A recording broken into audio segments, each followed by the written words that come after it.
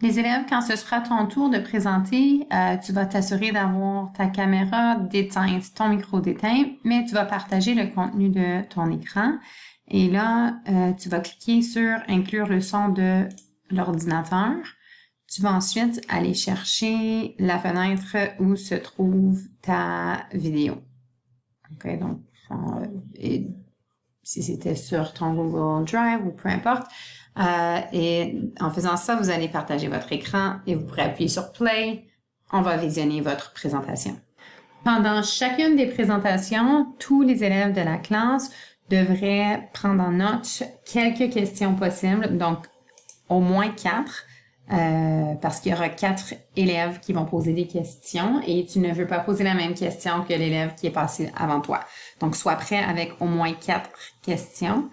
Donc, prends des notes tout au long de la présentation. Souviens-toi que les questions devraient être bien réfléchies. OK? Donc, portez attention à la présentation et ça doit être lié évidemment au sujet de l'élève qui présente.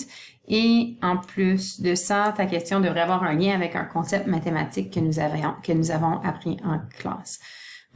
Donc, tu vas avoir écrit sur une feuille brouillon ou peu importe, tu vas prendre des notes, tu vas écrire au moins 4 questions. Et puis, suite à ça, tu vas en choisir une que tu vas taper ici à la fin de la présentation de l'élève.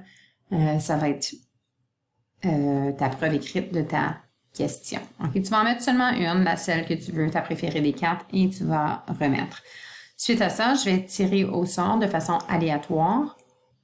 Donc, je vais choisir 2 élèves. Donc, on va faire Randomize Range et les 2 premiers élèves qui apparaîtront ici seront les élèves qui vont poser une de leurs 4 questions. Ça n'a pas besoin d'être la question que tu as remis par écrit, mais tu dois en remettre une par écrit.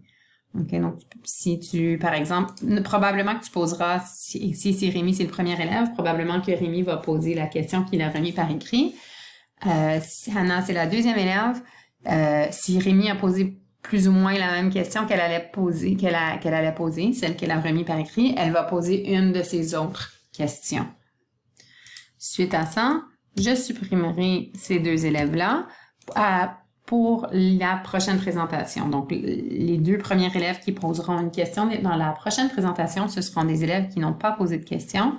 Toutefois, il y a 4 élèves qui posent une question. Donc, le 3e, 4e élève qui va poser une question. Donc, par exemple, ce serait ici Youssef et Ayouch. Ça se pourrait que Youssef et Ayouch aient posé une question dans la présentation précédente. Donc, tu pourrais, dépendamment, là, si vous voulez, vous fallait calculer la probabilité, mais il y aurait une chance que tu aies à poser une question 2, 3, 4, 5, 6, 7 fois, ou même à chaque fois. Donc, ça, ce serait pour la 3e et la 4e question.